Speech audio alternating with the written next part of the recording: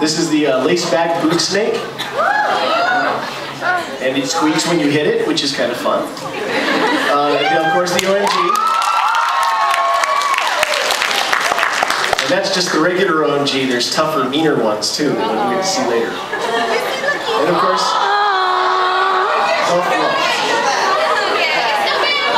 there's a lot of different variations of the fluff, and you'll find them out throughout the game. There's lots of things that you can make from when you fight the fluffs, and if you fight the fluffs, you can get things to be able to make plushies that are special. There's lots of different kinds of things you can do. And this is this particular critter. The reason why we made it was we figured we'd combine the two most annoying sounds in the universe: an alarm clock and a mosquito. So that's the alarm skeeter. And then that's the garlic.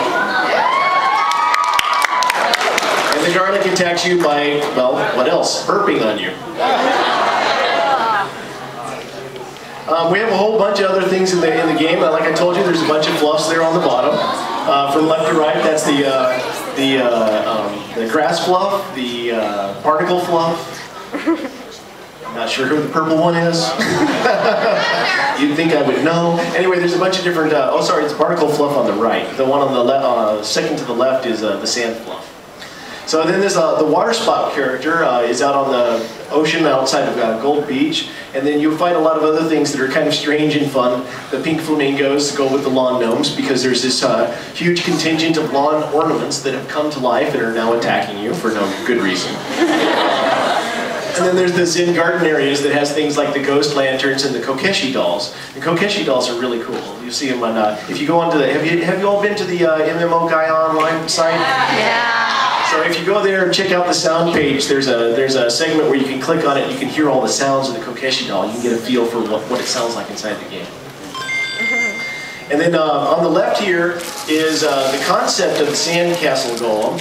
Well, actually it just started out being a sand golem, but eventually on the very right side you can see how it turned into the sandcastle golem. Yeah, that's a sand bucket on his head. And I particularly just love that monster. It forms up out of the sand and attacks you, and then goes back into the sand and goes somewhere else and comes out again. And then the buzzsaws are over by Baskin Lake, where Logan's cabin is still. So you can go there and see the old fishing hole. That stuff and turn it into other items that you can wear or put in your house. There's a whole host of different things that you pick up, but that's just kind of a graphic so you can see it all. And then this is kind of some of the stuff that you can build. So of course we have the full ninja suit that you can get, the Atami armor, which is kind of Aztec oriented. Yes, you can get Leon's armor down there on the right. The Bartontown guards all wear the same sort of armor that Leon does. And then of course we have surfboards and swimsuits and jewelry and all kinds of stuff that you can pick up along with the Gold Beach area. Left is the original concept art for the Atami Ruins area, which is kind of Aztec inspired. The house on the hill is in fact that house on the hill. It's a creepy area which is kind of shrouded in eternal darkness, and you work your way through that. You can probably guess that it might have something to do with Von Helsing's.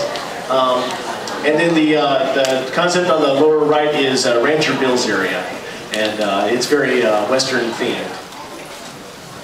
That's a concept for Zen Gardens there. That's where Katsumi stays. And up in the upper right-hand corner is the throne room scene, which you'll eventually get to after much endeavor, so that you can actually fight the big boss that's there. And then the real rough concept of the Barton Sewers area, which is one of the earliest areas that you get to in the game, is on the lower right. And then these are just some early screenshots. We have some more screenshots on the mmo.gaiaonline.com site, which are newer. And then of course we have some brand new ones that are just coming out for the show. But here we see a shot from Zen Gardens with, well, there's a lot of shots of me in here. So that's Kickster talking to Katsumi when I was testing. And then that's Purvis on the right, a very early version of Purvis. He's cooler now. And then the Kokeshi dolls on the bottom left. And there's Rancher Bill's farm. I think that was the first screenshot we took of the game. And when you go up into the top of, it used to be called Barton Trench, but that now we call it the House on the Hill. So when you work your way up through that area, you actually overlook areas in Rancher Bill's house. It's kind of cool that even though you know, it's a flash-oriented game, we get a real sense of worldly perspective as you move through it. There's a lot to the game, lots of different areas, lots of different things you can do. And then the Village Greens is the home of the lawn gnomes and the pink flamingos and the mushroom turrets. And it's your first challenging area when you first go into the game. The sakura blossoms and all that stuff. Somewhere back there, oh, you can't see it right now, but hiding behind that tree there is just a regular fluff, but they're actually the cherry fluffs in the game. Don't get too near them, they explode. Barton Town, yeah, I know they go. Anyway, Barton Town, of course, the oldest and most beloved of all the towns, Barton Town, we bring that to life in the game, and you can go through and talk to all kinds of different people and explore it. There's all kinds of different shops that maybe you haven't seen before. Niku's Back Alley Bargains wagon is in the town, and as you go around through it, on the lower left-hand corner you can see a very early mock-up of Rufus. Okay, that's just an avatar dressed up with cat stuff. But there's real Rufus art now. You'll just have to trust me on that. And then this is the kind of layout that you can do with the game. Everything is very customizable. You can pull open the windows and pull them out. Like if you have a widescreen monitor at home or something like that, you can pull all these things out and have them separate so nothing has to overlay the game screen. Which I think is really cool because it lets you kind of set up the game the way you want to play. You check the petitions on a regular basis, and you know, if you have an idea to make XYZ item, there's probably a whole bunch of other people that support you in that cause. So one of the best things to do with regards to making an item or item request is to go ahead and make a petition and get your friends to back you up. You know, you can say it here, but it means so much more when you make a petition, and because you have so many more people backing you up. So hopefully that'll speed up the question process and alleviate some of those questions. But come on up, if you have any questions at all, come on up at all, and we're more than happy to help you. I have a question about like your accounts. Can you just give yourselves items, or do you work for gold and stuff? The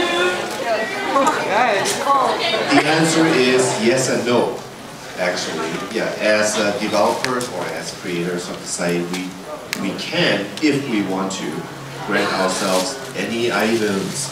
However, because Sky is a fair site for everyone, even myself, I'm not allowed to give myself any item I want. So yeah, I'm one of those users who actually miss out on my chance to get myself a Halo. So even though they're worth a lot, I cannot get one myself. Does that help answer your question?